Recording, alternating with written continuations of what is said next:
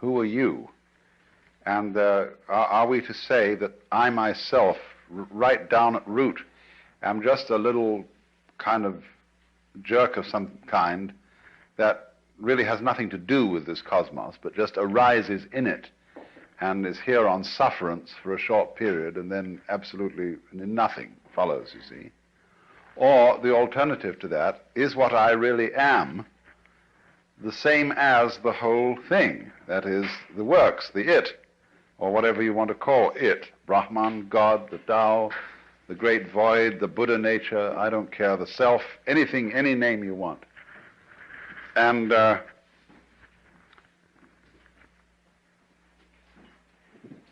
whereas that attitude, you can look at it from various points of view in judging it. You can say it's wishful thinking. You can say that it's insufferable pride. But the point of the matter is, as I tried to show, any other way of looking at things is kind of schizoid. It looks at human beings as if they arrived in this world like a bunch of birds on the branches of a barren tree.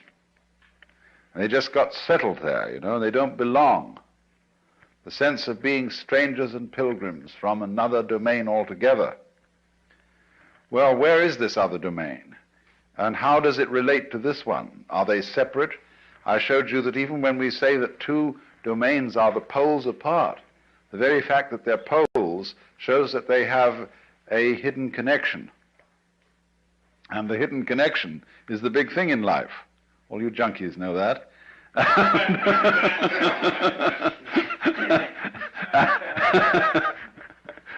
And so, in other words, we get a pattern of organization that is radial rather than an assemblage, as if the universe were really a multiverse. A lot of things that got collected together out of the infinite wastes of space and sort of began to maunder around each other. Whereas the other pattern, which is so much more sensible, is central and radial, and I showed you how the crystals and the stars and the octopuses and even the human beings are all radial structures. Of course, we don't see our radial relationship to the totality of the universe because it isn't obvious. It's obvious that a tree is an arm of the earth reaching up and waving at the sky, and a mountain is another kind of radiation from the earth, and so is a leg from a body, and hair, and things like that. But what makes human beings, as the highest of the mammals, so conscious of being independent is that they are topologically an enclosed surface, you see, which wanders around independently of the ground.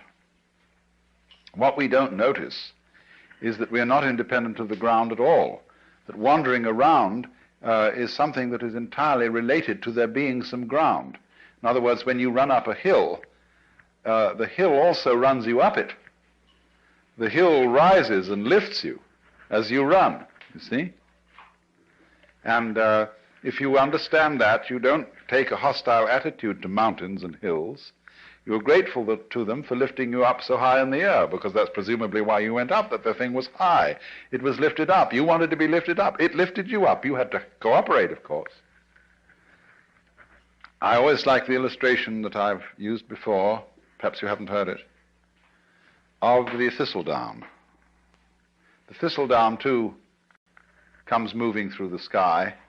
I once was playing with the thing, you know, and just came out of the blue sky, and I caught it like that, pulled it under my nose, and it started to pull to get away, see? It looks as if it were a butterfly or something that pulls away when you catch it by the leg.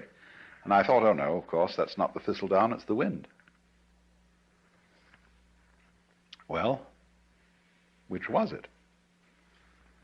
You know, in a famous debate that was settled by the sixth patriarch of Zen, there were two monks arguing when a flag was flapping in the wind whether it was the wind or the flag that was moving.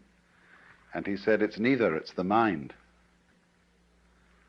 And so in a way the same thing was true about the thistledown.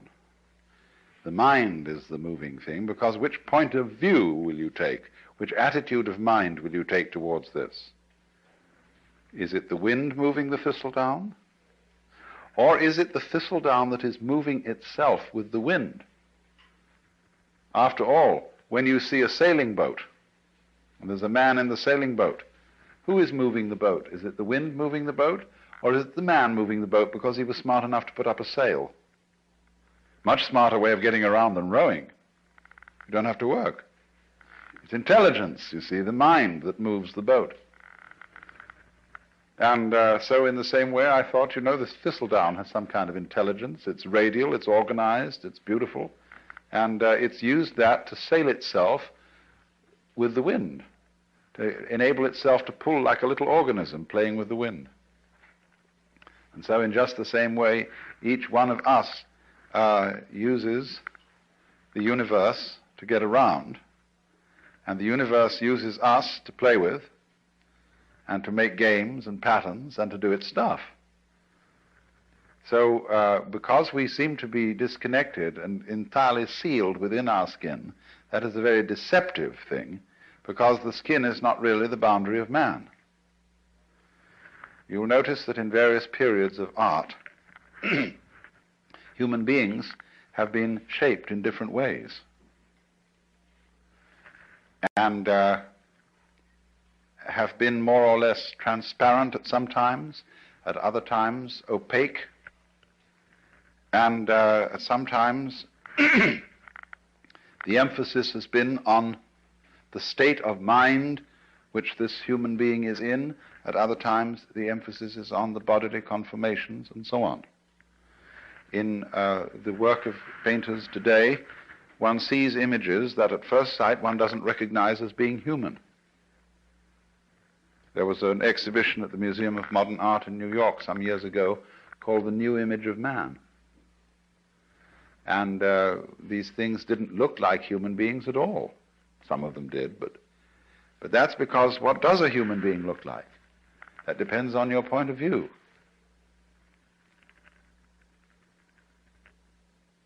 You see, if you are prejudiced that a human being is only what is inside his skin, then you think that when anybody paints the human being beyond those boundaries, that he's lost the image of man. He hasn't necessarily lost it at all.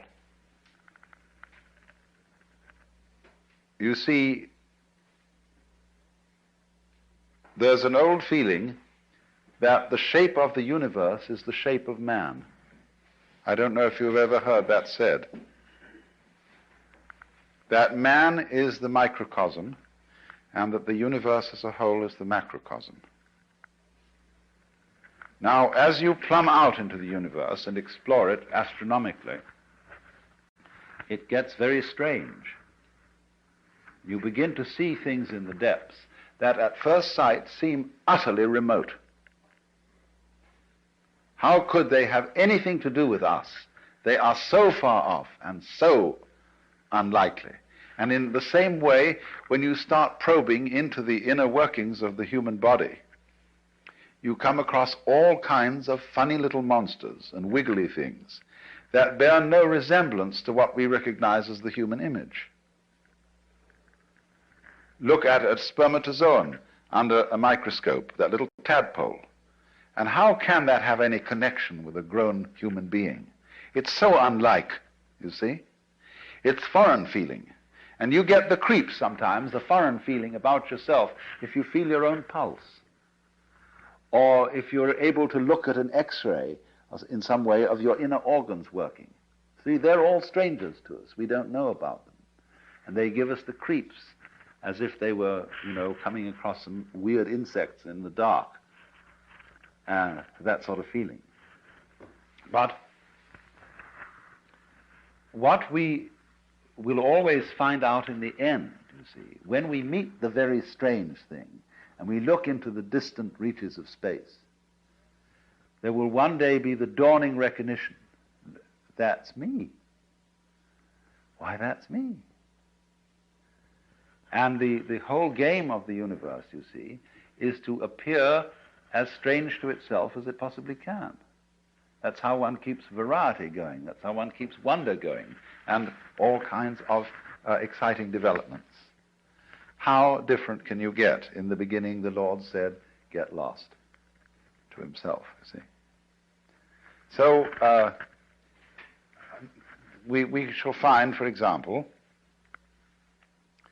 that space that you see all around you and containing you, and you can feel space in many ways. Space is not only something that comes through the eyes. The movement of your arms, if with closed eyes, for a blind person, is his way of knowing space. And you can hear space audibly.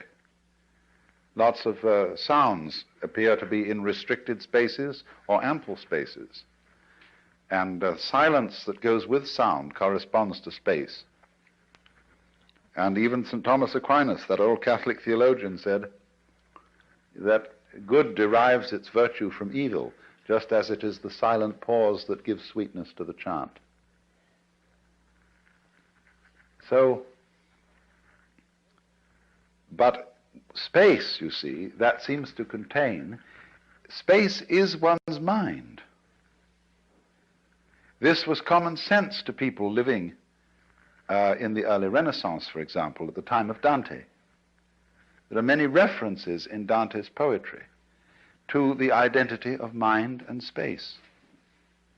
And likewise in a 8th century text in China, the Sutra of the Sixth Patriarch, he likens the nature of mind to the nature of space.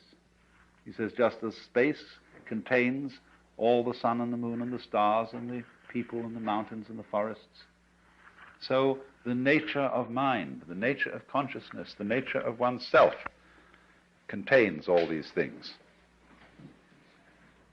So you see that if you think that way, you have an image of man that is global, that is very different from the image in which man is defined as bounded by his skin. That's a prejudice.